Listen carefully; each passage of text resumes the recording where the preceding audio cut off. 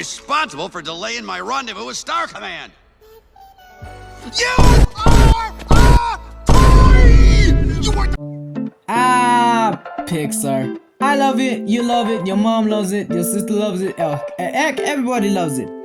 It's movies, well, not all of them, but one thing, well, to be fair, one thing that Pixar was good at was making good original ideas work miraculously. Whether it was Monsters Inc., Finding Nemo, Incredibles, Up, heck, even WALL-E. All these movies presented a different atmosphere and tone, and of course animation. It had its own vibe, but you know, this multi-million juggernaut of a company wouldn't have had all this if it didn't release this masterpiece. Walt Disney Pictures presents... Man, come in. Do you read me? The story. Now remember when I said this before? Toy Story is the best. Man, shut your ass up! I don't need none of that! I get it! Toys that come into life make you happy! They make me traumatized! You know how traumatized I was by that one movie? Yeah, I'll admit it. When I was a kid, Toy Story terrified me because of its concept and also this.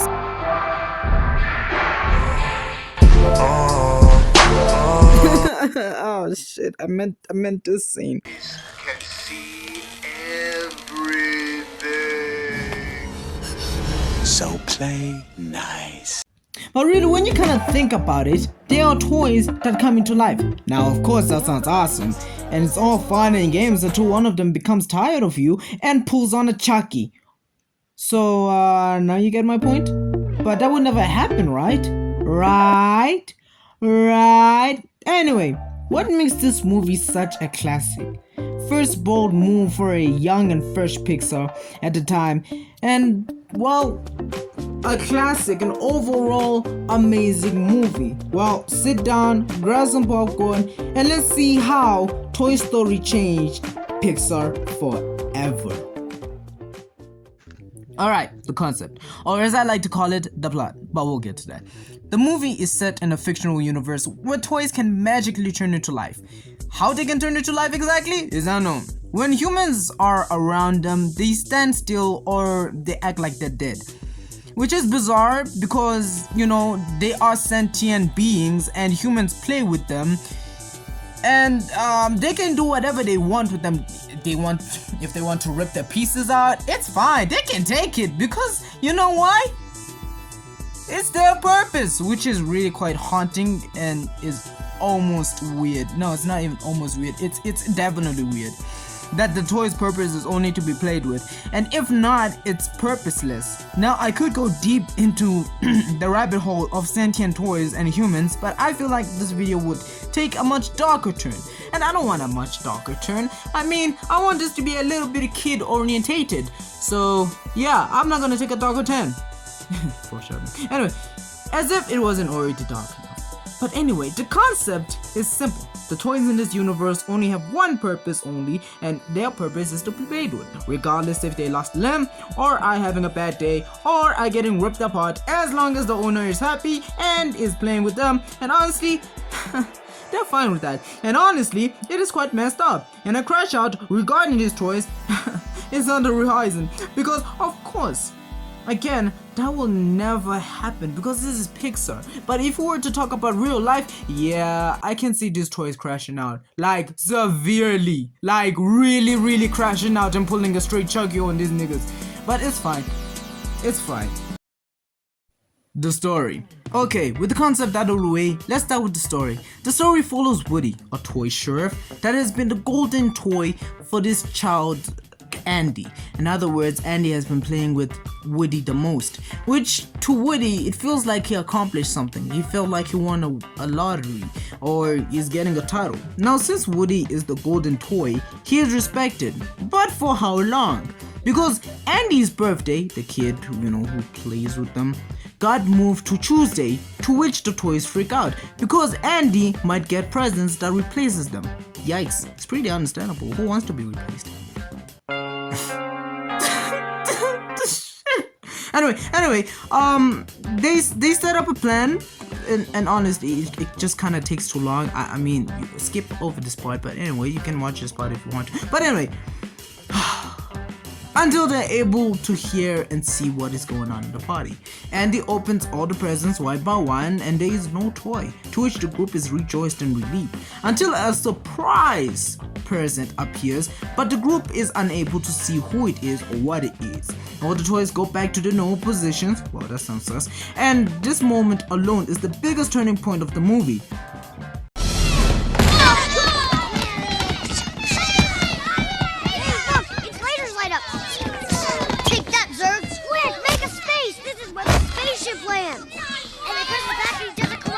Woody gets knocked off the bed. Andy left something on top of the bed, to which it reveals to be Buzz Lightyear, a new toy, a new trending toy at the time, and the second main protagonist.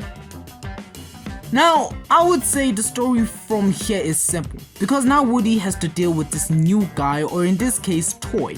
Try to be the golden toy again, but it's a little more than that, because now Woody has to overcome his jealousy and let the new guy in his life be and accept change before he and the game moves. That is how I would put it anyway.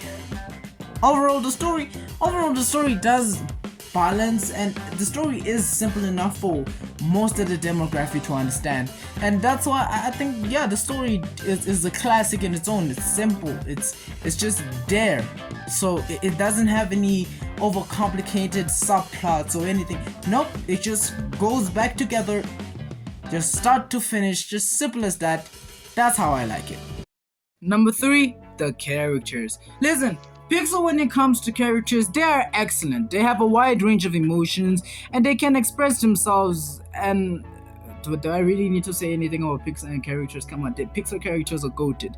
And it all started with this movie. Well, let's start with the first main character, Woody. Now, Woody, honestly, in my honest, humble opinion, this nigga is the worst character in this movie. I'm not gonna lie. In terms of story, he is the worst. Listen, Woody is arrogant and cocky. And since he, is the golden toy, bro has gotten more cocky. But all that changed, right, when Buzz came around and showed him flames. Initially, he was angry at this because, he felt threatened about Buzz, being the main toy. But the thing is, Woody is willing to do anything to get rid of Buzz. And I mean anything, which is bad because bro attempted murder by pushing Buzz out of the window. I mean, who does that? Come on, aren't you supposed to be bros and get along? I mean, come on. But hey, at the end, he does learn that maybe, not being the only favorite toy and, befriending Buzz, it's kind of solid and it's awesome. But I'm not gonna lie, hey, this guy, like Woody was working on Demon Time, bro, throughout this movie. Buzz, on the other hand, he is arguably my favorite character, honestly. And not because he's funny or anything, but because of the fact that he is constantly in denial regarding his identity, because the signs are really obvious that he's a toy, and bro just continues on thinking that he's a space ranger, which kills me and makes me want to cringe sometimes, but in a good way. He is the second protagonist and he is a bit oblivious, like I said, to who he is. I mean, completely oblivious. So he's more or less just, he's not there, he's doing something, but he more or less just drives the plot of the story because, there's so many subplots in this, and this one of his subplots is him being lost because of Woody. But yeah, I don't really blame him for actually thinking that he is a space ranger, because the movie really does a good job in making him think that he is a space ranger and that he is full of himself. But I really do feel sorry for him when it comes to realize that he's not the toy, like he's not who he think he is. So yeah, I guess there's some excellent character development there, and also in the end he also becomes friends with Woody and this and that, how it is. So both main characters are great, awesome, funny. Yeah.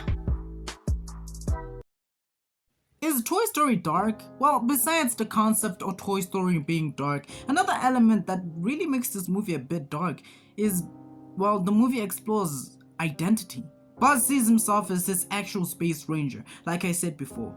Signs do show that he is a toy in this scene, it really shows it well, but he keeps on denying it. This can be an existential dread, as this can be seen as this, Space Ranger thing is just a coping mechanism for him, to shy away from the fact that he is just Toy!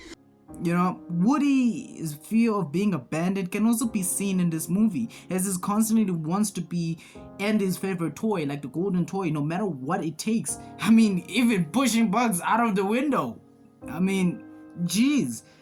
And he wants to take his spotlight. He is put on edge. This shows that Woody has a deep-rooted anxiety and a huge fear of being forgotten. It's understandable what these toys are going through, because if you were in Woody's shoes, what would you do? Being replaced as a toy, heck, as a human is not fun, because it leaves you with a question like, what did I do? What did I do wrong? What does he or she have that I don't? And did I actually matter in you in any sense? I'm not crying, you crying! But hey, Toy Story does have some valuable lessons to tell us. Like I said earlier, these characters learn to change, to evolve, as Toy Story teaches us the value of friendship and teamwork, as Woody and Buzz stop fighting each other and actually help each other by getting back to Andy's moving truck. Well, you get the point. Embracing change, as Woody now enjoys the presence of Buzz, showing his character's growth. Letting go of the past, as both characters let go of the past egos to focus on their friendship and self-discovery, as well as acceptance, because both characters learn to accept their identity and roles when it comes to Andy. Toy Story teaches us a lot of things that we as humans need to adapt, like compassion and acceptance, how we should not let our pride get the best of us. Overall, Toy Story is a freaking banger. It's a timeless classic that revolutionized the animation industry by being the first fully 3D computer animated project, taking the studio Pixar to new heights and grossing about $350 million on a $30 million budget, guys. Come on. Establishing Pixar as a major studio. It is today and always will be a timeless classic. And man, I'm just happy that I got to see this movie again, because man, I fell in love with this movie again. So overall, what do you think of Toy Story? Is it good? Does it still hold up? Or it's not? Or you feel like it's just outdated at this point? I mean, the animation is still looking good, but you feel like it's outdated? Comment down what you think. It's been your boy. I'ma see you when I see you. Stay healthy, stay cool, peace out. Oh yeah, one more thing. If it was Star Command! You are a toy! You weren't the real Buzz Lightyear, you're an accent fake, you... Look, like Kakarot, you my chichi, acting like you need me. Talked about the future with me, this ain't just so easy. Seamless how you change, shot right at a range. Forgot I was replaceable, how quickly that you changed. I've been nagging on for a minute, been lost all over flames.